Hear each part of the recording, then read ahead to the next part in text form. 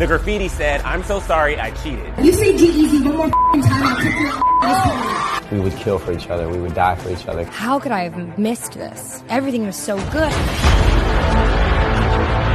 I was bleeding so much. When I walked back out, collapsed in the street, no one knew what to tell me. Dehydration, stress, anxiety. A lot of the time they can make you think it's in your head. You're supposed to wake up every day and get over it. I wanted to make sure that she knew and that the rest of the world knew that what was happening, it just isn't right, and I'm not going to sit and let that happen. Lately, there's been a new shift that has affected me personally. I considered her irresponsible and untrustworthy. There was kind of like that moment in time where I just felt like I couldn't trust anyone. Halsey had always dreamed big of being a singer like her hero. I was 14 years old, dancing in front of my mirror, singing. I need to be ready just in case one day Taylor Swift ever wants me to go on stage with her. Music was the only thing that kept her afloat when she got diagnosed with bipolar disorder. When I got my diagnosis, the first thing people around me did was apologize. The second thing that everybody did was tell me all of the things I wouldn't be able to do. But Halsey was determined to prove that she could succeed at her dream. Her parents refused to accept that she didn't want to go to college and kicked her out onto the streets. My friends were picking out decorations for their dorms. I was homeless in New York. But that didn't stop her. She decided to take a chance and share her music with the world. A record company hit me up and was like, "Hey, we love the song. We want you to come in tomorrow. Bring your manager." But the only manager I had was the one that made my schedule at the pizza place I worked at. As her dreams started to come true, Halsey was determined not to let her mind sabotage her. Our culture has an obsession and a distaste for the crazy woman. We love her, but we also weaponize that word against her. For a long time, I had really struggled with my mania. It was the worst part of me. I considered that girl, the manic one, irresponsible and untrustworthy. But it wasn't her mind that let her down. It was her body. One of the first tours I'd ever done, I woke up in so much pain. I was bleeding so much. I had a miscarriage. I was 20 years old. I didn't even know I was pregnant. I remember staring at my managers. I remember them looking at me and saying, "This concert's kind of a big deal." With no support, she did what she had always done, put on a brave face and carry on. No one knew what to tell me. Dehydration, stress, anxiety, and I'm saying, well, what about my pain? A lot of the time they can make you think it's in your head. It was in that moment that I realized that part of being a woman was being treated like you're not a human.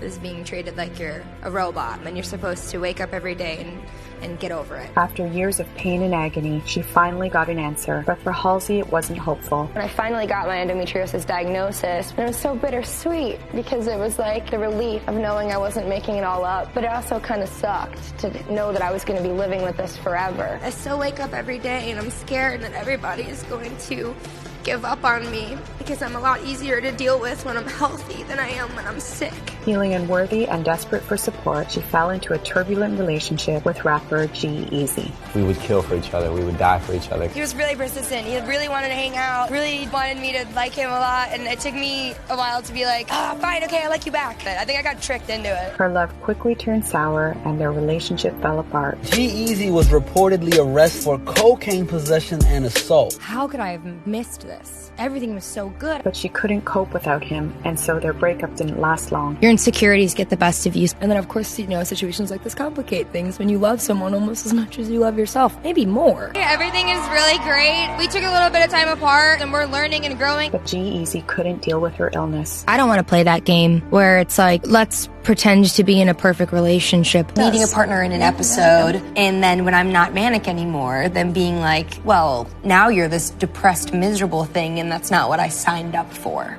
G-Eazy and Halsey have reportedly called it quits again. The graffiti said, "I'm so sorry I cheated." There was kind of like that moment in time where I just felt like I couldn't trust anyone. She was furious and heartbroken. I think the heartbreak was a breaking point. I mean, there's nothing more devastating than wanting to connect with someone and then them not accepting you for who you are. You say G-Eazy one more time, I'll kick your But when she got unexpected news from her doctor, Halsey began to question her motives. She told me that, because of my treatment, I could start a family. I felt like I had leveled up. It was this like ascension into a different kind of womanhood. All of a sudden everything I'm thinking about is different. She now had a choice to make: remain trapped in the negativity or learn to love and support herself. Taking responsibility is a painful experiment. To kind of make peace with this manic version of myself and sit down and think, when I'm manic, that's also when I make my best art. It's when I'm the most compassionate.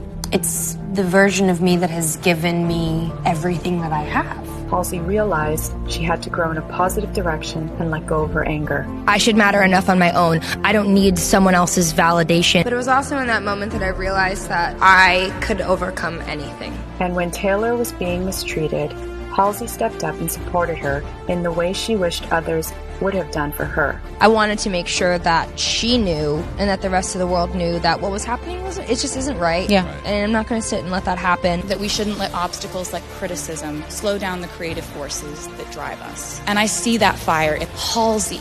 And with that, her childhood dream came true. You still have that moment where you're like, oh my God, I'm on stage with Taylor Swift. Halsey shows us that your desire to fight should come from wanting to grow, not from anger. I got this anger out of me, and then I started to forgive that part of me. The person that I hope I become isn't too far off from the person that I already am right now. And when we learn to support ourselves, it empowers us to support others. As long as you wake up every day and you realize you still have more to learn, you still have ways to better yourself, then I think that's a pretty good way of sustaining things. You need to keep learning and keep growing and evolving.